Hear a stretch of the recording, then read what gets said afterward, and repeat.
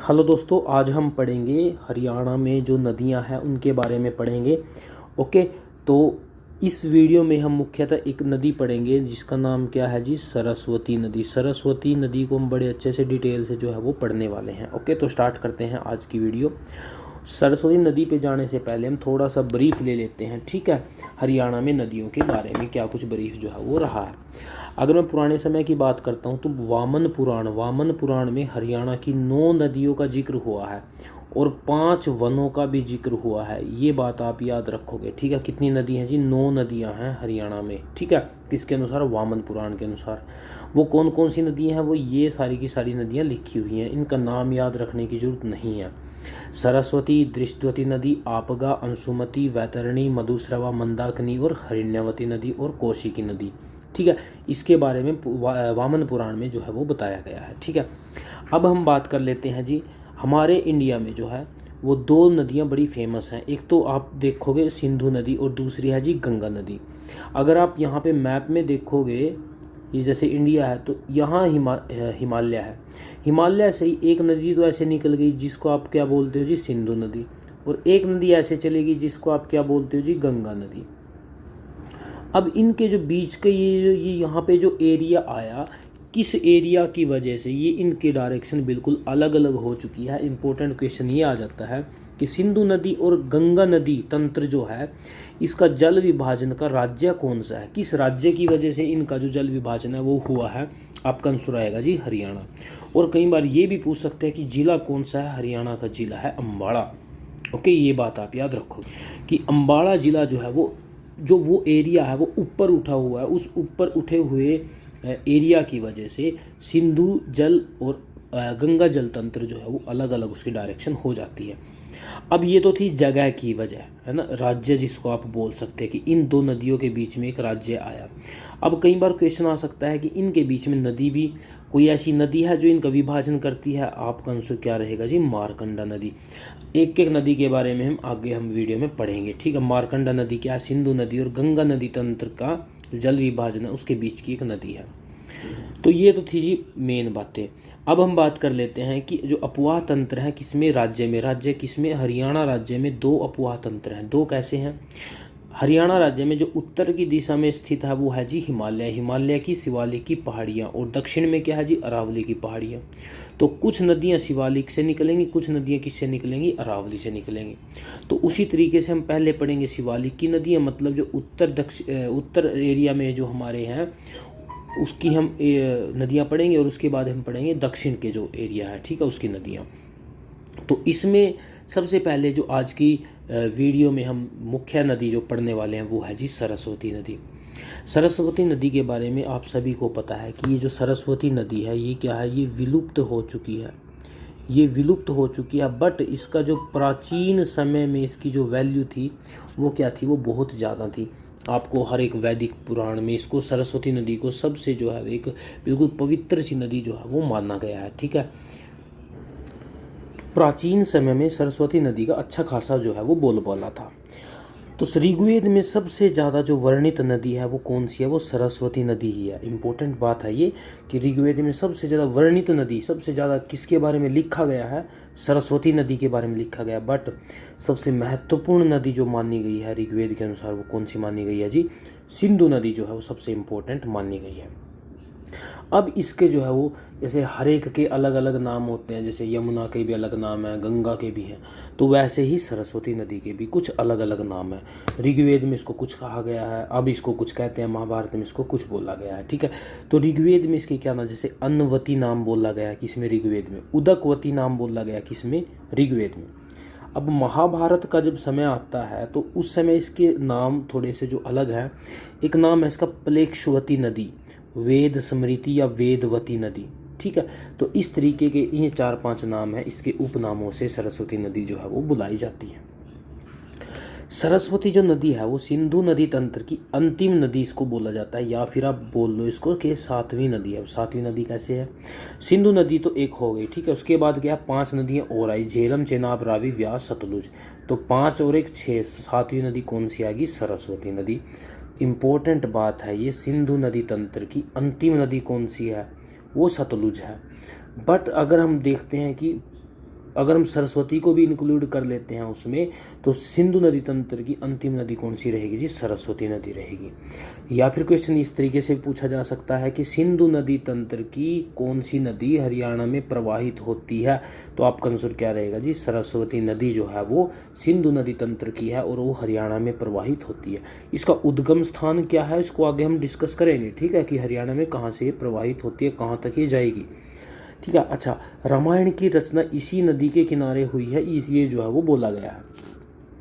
अब अगर मैं इसकी थोड़ा सा बात कर लेता हूँ कि कहाँ से कहाँ तक ये जा रही है, तो वो क्या रहेगा, ये उत्तराखंड, कई जो भारतीय पुरातत्वविद हैं वो बोलते हैं उत्तराखंड से, अभी हम कुछ अभी का जो लेटेस्ट बात करते हैं तो वो सिरमौर ज़िला है हिमाचल प्रदेश का, वहाँ से मतलब पहाड़ों से, ये शिवालिक की पहाड़ियों से इसका उद्गम माना गया है। उसके बाद इसको हरियाणा पंजाब में इसका फ्लोइंग एरिया बताया गया है। विलुप्त हो चुकी है नदी ये, ठीक है। वैसे इसका डेवलपमेंट बोर्ड जो है कहीं कहीं जगह इसको उत्थान में जो है लगा हुआ है। इसका जो फ्लोइंग एरिया वो मैं आप बता रहा हूँ, उत्तराखंड हिमाचल प्रदेश से इसको निकाला गया है। जो बात बताई गई है ऋग्वेद में, महाभारत में, वहाँ से आती थी, हरियाणा पंजाब में बहती थी और उसके बाद फिर ये कहाँ पे चली जाती थी जी? राजस्थान में चली जाती थी। राजस्थान में जब ये जाएगी वहाँ पे क्या मिलेगा इसको? वहाँ पे मिलेगा इसको मरुस्थल। वहाँ पे क्या मिलेगा? मरुस्थल। तो मरुस्थल में सूखी हुई नदी है, मरुस्थल में सूखी हुई नदी कौन सी मिलेगी? सरस्वती नदी मरुस्थल में सूखी हुई नदी है, ठीक है। सरस्वती नदी का उद्गम भारतीय पुरातत्व परिषद के अनुसार कहाँ से हुआ है? उत्तराखंड से हुआ है, ठीक है। तो कई जगह जो है उत्तराखंड मिलेगा और कई जगह आपको क्या मिलेगा? हिमाचल प्रदेश मिलेगा। कुछ विद्वान मानते हैं घग्गर नदी ही सरस्वती नदी है। अब ये भी इम्पोर्टेंट बात हो जाती है कि घग्गर नदी को ही सरस्वती नदी मानना है। क्यों मानना है? क्योंकि अगर आज आप देखते हो कि जो घग्गर नदी जिस जिस जगह से बहती है वो सेम जगह कौन सी है जहाँ से सरस्वती नदी कभी बहती थी? वही शिवालिक की पहाड़ियों से निकल के हरियाणा पंजाब से जाती हुई कहाँ पे? राजस्थान में। और सेम काम क्या करती है? घग्गर नदी भी करती है। तो जिसकी वजह से सरस्वती नदी को क्या बोला जाता है कि आज की ये जो घग्गर नदी है वही पुराने समय में सरस्वती नदी थी, ठीक है। अच्छा, 2015 में फिर क्या हुआ कि इसको जो है वो पुनरुत्थान करना है सरस्वती नदी का। तो एक परियोजना शुरुआत होती है जी 2015 में। 2015 में शुरुआत होती है तो वहाँ पे उनको जो पता भी चलता है कि जो सरस्वती नदी है भूतल से कितने फीट नीचे बहती है? 60 फीट नीचे बहती है। मतलब उत्तराखंड हिमाचल प्रदेश शिवालिक की पहाड़ियों से निकलती है और निकलने के बाद कहाँ पे चली जाती है? धरती के अंदर चली जाती है। 60 फीट नीचे जो है ये क्या करती है जी? वहाँ पे बहती है। अब फिर क्या करते हैं, जो इसका डेवलपमेंट बोर्ड है इसको जो है हरियाणा में इसका उद्गम भी बताते हैं। हरियाणा में इसका उद्गम वो कहाँ पे बता देते हैं जी? आदि बद्री में इसका उद्गम माना गया है। हरियाणा में जो उद्गम स्थल है आदि बद्री कहाँ पे है? यमुनानगर में। इंपॉर्टेंट बात है कि हरियाणा में सरस्वती नदी का उद्गम स्थान कौन सा है? इंपॉर्टेंट रहेगा आदि बद्री। और किस ज़िले में है? ये है यमुनानगर ज़िले में। और साथ में इम्पोर्टेंट बात ये भी आ जाती है कि हरियाणा में इस नदी की लंबाई कितनी है? तो आपका आंसर क्या रहेगा कि 110 किलोमीटर हरियाणा में इसकी क्या रहेगी? लंबाई जो है वो रहने वाली है, ठीक है। अच्छा, ये भी देखो आपकी वर्तमान में सरस्वती नदी का उद्गम स्थल सिरमौर जिला हिमाचल प्रदेश भी जो है वो माना गया है। तो इस मेनली बात है शिवालिक की पहाड़ियों से। कई जगह बोला गया है उत्तराखंड, कई जगह बोला गया है सिरमौर जिला हिमाचल प्रदेश, ठीक है। इस नदी की जो देख रेख है वो क्या करता है? वो करता है जी सरस्वती हेरिटेज डेवलपमेंट बोर्ड। मतलब इस नदी के विकास के बारे में, इसके पुनरुत्थान के बारे में, कहाँ कहाँ पे जो है इम्पोर्टेंट चीज़ें हैं, ठीक है, वो सभी जो है इसका जो है वो डेवलपमेंट बोर्ड जो है सरस्वती हेरिटेज डेवलपमेंट बोर्ड, नाम याद रखोगे, इसकी नदी का देख रेख का कार्य जो है ये करता है, ठीक है। अब एक बात आ जाती है जी छछड़ा नाम से एक चीज़ है, वो क्या है? ये जो सरस्वती नदी जो है वो जहाँ से ये बहती है उस नदी की धारा में छोटे छोटे क्या है वो कंकड़ जो है वो आ जाते हैं। तो इन्हीं कंकड़ों को हम क्या बोलते हैं जी? छछड़ा बोलते हैं। तो धारा के साथ जमा कंकड़ के रास्तों को, ये जो रास्ते बनाए जाते हैं ना, ये रास्ते जो रास्ते बनाए गए हैं इनको आप क्या बोलोगे जी? छछड़ा बोलोगे। छछड़ा कौन से कंकड़ है? सरस्वती नदी की धारा के।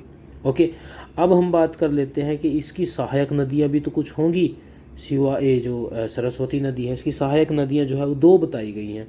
एक तो टांगरी नदी और एक बताई गई है मारकंडा नदी। अब मैं आपको बताता हूँ ये जो टांगरी नदी है ना, ये टांगरी नदी है, ये किसकी सहायक नदी है? मारकंडा की सहायक नदी है।